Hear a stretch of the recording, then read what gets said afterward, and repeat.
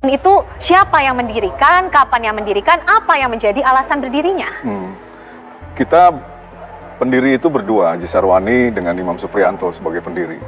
Nah kemudian alasan kita, ya kita pengen punya kader yang mumpuni, dididik melalui pendidikan formal gitu. Dan pada awal berdirinya ini, dari mana kemudian dana yang didapatkan, dan memang sudah sebesar itu ya mendapatkan lokasinya ya Mbak Imam pada saat itu? Kan cukup sangat luas kalau saya lihat ya, saya baca juga. Betul. Ya waktu itu konsep ini kita ceritakan kepada, ya kebetulan kan saya basicnya itu pengusaha beras gitu di Subang itu. Jadi relasi-relasi itu kita ceritakan lah. Kita ceritakan, kemudian mereka memberikan sejumlah dana. Ada yang, kan dulu lahan itu murah di sana. Per hektar itu 15 juta.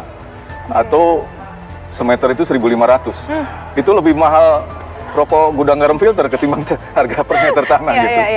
Oke, nah tapi pada akhirnya mungkin singkat cerita, sampai ada sosok Panji Gumilang. Betul. Yang saat ini beberapa ajarannya, beberapa tindakannya ini menimbulkan kontroversi, menimbulkan polemik di tengah masyarakat. Ini ceritanya gimana Mbak Imam?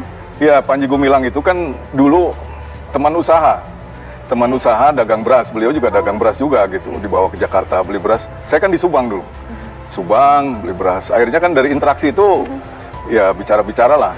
Nah, saya pikir ini sosok bisa untuk diajak untuk mengembangkan pesantren kita ini gitu.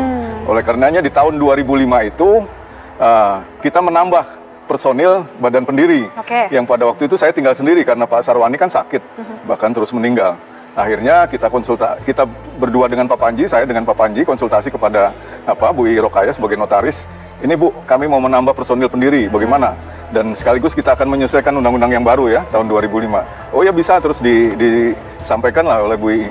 Nah kalau memang mau nambah lagi, ini berarti badan pendiri dan menetapkan 4 orang sebagai badan pendiri, yaitu AS Panji Gumilang, Agung Sedayu, kemudian Abu Sabit dan Abdul Halim. Nah karena undang-undang yang baru, fungsi dan wewenang badan pendiri itu harus beralih kepada badan pembina, gitu. Nah akhirnya dibuatlah susunan badan pembina. Nah diketuai oleh Panji Gumilang, sekretarisnya Abdul Halim, saya sebagai anggota, dan beberapa anggota yang lain, sehingga jumlahnya 13 orang badan pembina gitu. Nah tapi pada awal berdirinya sampai sosok Panji Gumilang ini bergabung ya Mbak Imam, kan berarti dari bisnismen to bisnismen dulu ya kan, dari obrolan. Nah pada saat itu memang tidak terlihat adanya sesuatu yang dinilai Mbak Imam dan juga mungkin pendiri lain seperti, oh ini sepertinya berbeda, ada ajaran yang berbeda, atau seperti apa sih Mbak Imam? Iya, pada waktu itu belum terlihat hal-hal yang seperti yang sekarang terjadi gitu, berjalan normal-normal aja. Semua masih on the track begitu, masih on the track, masih sesuai dengan ini rencana-rencana awal. Kita bahkan bikin satu program One Pipe Education System. Jadi dari tingkat dasar sampai S3. Kita harapkan dalam sekian tahun itu kita punya 1.000 orang doktor gitu, cita-citanya begitu. Nah ternyata tahun 2010 ketika saya kelelahan mengurus rencana kita bikin usaha itu pembibitan sapi perah. Nah, kita sapi perahnya itu, bibitnya itu kita impor dari New Zealand. Nah itu artinya sekian waktu itu ngurus impor, perizinan dan sebagainya, saya kelelahan. Akhirnya saya kena asam lambung, saya istirahat di rumah beberapa saat. Nah tiba-tiba saya dibel oleh staf notaris. Pak Haji, kenapa mengundurkan diri dari yayasan? Loh, kata siapa? Ini kemarin kita habis membuat notulen rapat katanya. Kebetulan kan notarisnya sudah beralih ke anaknya, Mas Tommy, gitu kan. Akhirnya ya udah besok pagi saya datang ke kantor notaris. Setelah saya datang, Mas Dedi sodorkan ini buktinya, ada tanda tangan di situ. Padahal saya tidak pernah melakukan tanda tangan gitu. Jadi ada rekayasa seolah-olah ada rapat badan pembina, seolah-olah saya menyatakan pengunduran diri dan saya menandatangani dokumen. Nah, itu mulai 2010.